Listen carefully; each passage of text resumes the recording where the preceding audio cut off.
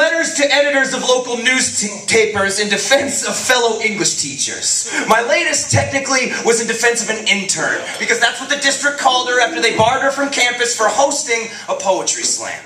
It all went down up in North Berwick, Maine, and my biggest mistake was the assumption that the community might just be supportive.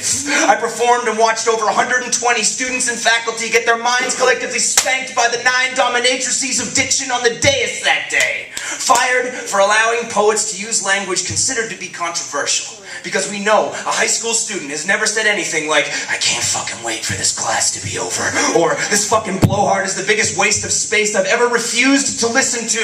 Kids don't listen to music or watch film or television that glorifies sex, violence, or vulgarity, right? So it only makes sense to exile this 25-year-old unpaid employee trying to complete a master's degree. She should have seen it coming.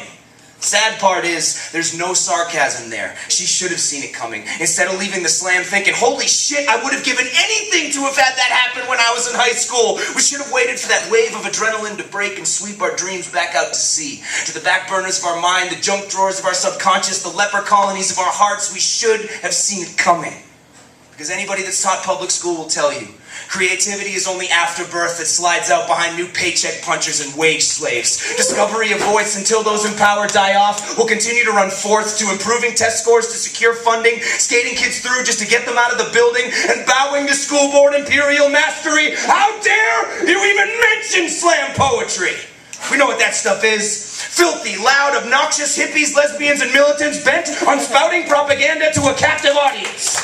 We're only protecting our kids from things they shouldn't hear. It's not enough to tell them what to think, expect, say, feel, and wear. We need to take it further and assure that questionable material doesn't even reach 14 to 18-year-old eardrums. Seclude our daughters and sons until their speech patterns become polished products of our conditioning, and controversial language will never again pose a threat to our safety. Except upon looking back, I realized that I may have uttered some of these foul words within the context of my sermon. I now stand before you, a sinner, a lecher, a fool. I too have been corrupted by the demon of creativity. Who will stop me? Who will slap me down? Brothers and sisters, you must, for I fear another one of these evil words coming on. Shit! Oh, you must stop me now, brothers and sisters, for I fear I cannot stop myself. Fuck! You must stop me now, before it's too late. Because my letter to the editor was rejected. They said they already had a series ready to go, so publishing mine would just seem like piling on.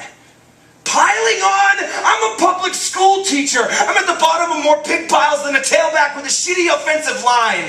And speaking of offensive, when you preach like your Reverend Sam Paris in The Crucible, it's more offensive than any Tarantino film, Wu-Tang rap, or epic slam poem, so save it. And shut the fuck up. Because I'm trying to hear the art in the air. Escúchame speak, because there is something I tengo que decir, a tale I tengo que contar about la primera vez que nací. When I was black.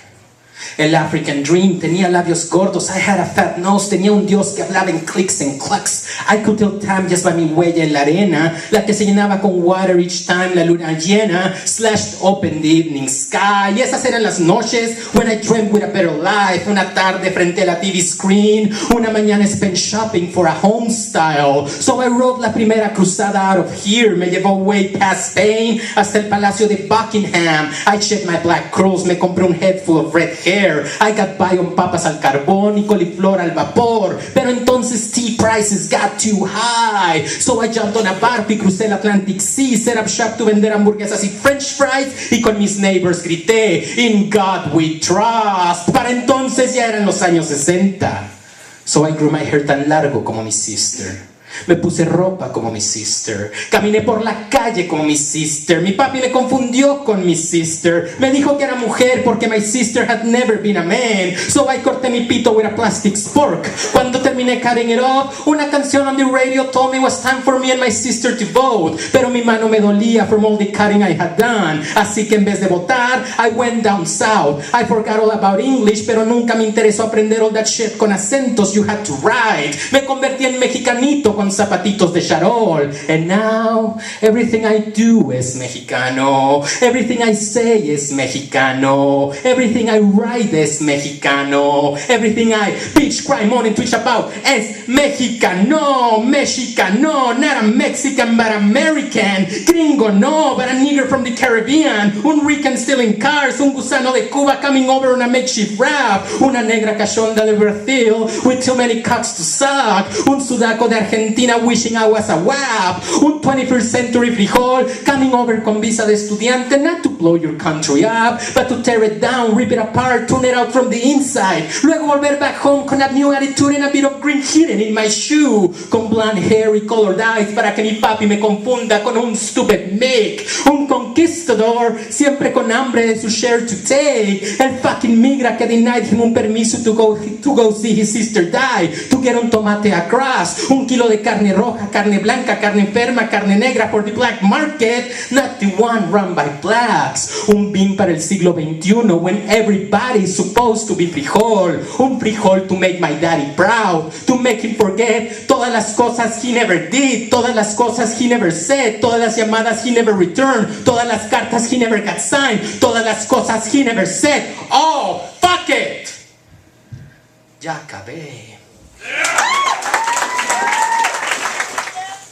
You know, I'm not built for this love shit. I need raunchy ass hookers and houses crashing when I get too drunk and trip over the carpet while trying to reach the bathroom before I throw up all over my hands. I need a pistol in my pants to hold up the corner liquor store for a cheap thrill, wearing a werewolf mask and chanting I sucked, Christ's cock, and his heart, while pigs with pistols in their pockets surround me to reenact my howling Butch Cassidy to a standoffish senorita who catches me dead bang in the eyes, pulling pink panties painfully aside while she pouts and sighs, while the next morning I'm trying to figure out why she has a hairy lip.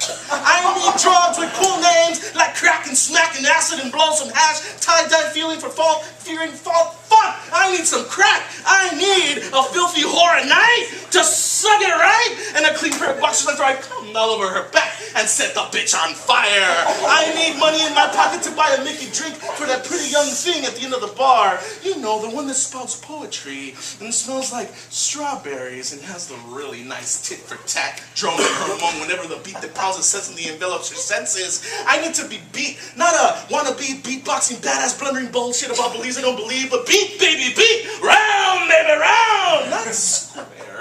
I want to howl as I taste the blood of those bastards that choose words anyone can anticipate and manipulate. Why don't you masturbate to troubadourific beauty, beatnik frenzy, beatnik cool? I need to be fucked up, being like a dog, gunned down in a blaze of two-gun glory, all those pretenders attending to their wounds, licking their wounds and lighting cigarettes the wrong way. I need to stop writing meaningless poetry that fits into every facet of failure I fit. I need to live, to forgive, to be rebuilt and sustain love in my heart. I need to forget about